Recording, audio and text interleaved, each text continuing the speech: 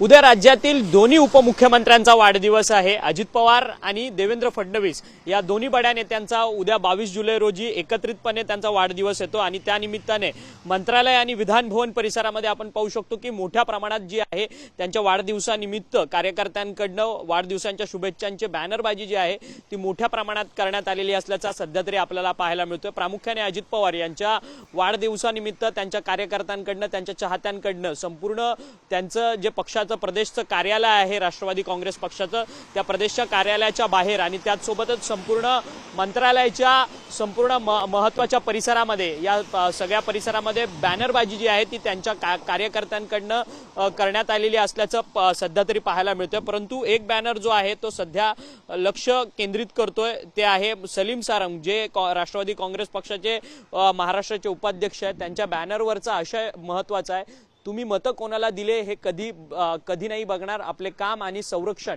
दादाच करणार। अर्थात मुस्लिम मतांच्या संदर्भात लोकसभेमध्ये जे राजकारण झालं त्या सगळ्या संदर्भातला हा बॅनर आहे। अर्थात मुस्लिम समाजाने मतं कोणाला दिली आहेत यावरतून काही होणार नाही, परंतु मुस्लिम समाजाचं संरक्षण हे फक्त अजित पवारच करू शकतात अशा आशयाचं जे आहे ते बॅनर सलीम सारंग यांनी वाढदिवसानिमित्त अजित पवारांचे लावलेले आहेत। आणि तशाच प्रकारचे अनेक हजारो बॅनर्स जे आहेत या संपूर्ण विधान भवन आणि मंत्रालय परिसरामध्ये सध्या आपल्याला पाहायला मिळतात। संपूर्ण हा मंत्रालयाचा परिसर जो आहे तो अजित पवार यांच्या वाढदिवसाच्या निमित्तांच्या बॅनरने संपूर्ण झाकला गेलेला असल्याचं सध्या तरी आपल्याला पाहायला मिळत आहे। व्हिडिओ जर्नलिस्ट मोहन दुबेसह अक्षय मंकणी, TV9 मराठी, मुंबई।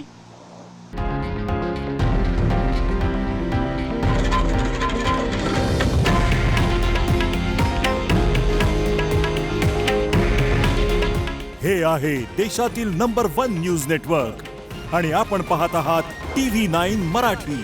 काळजी तुमची, हित महाराष्ट्राचं।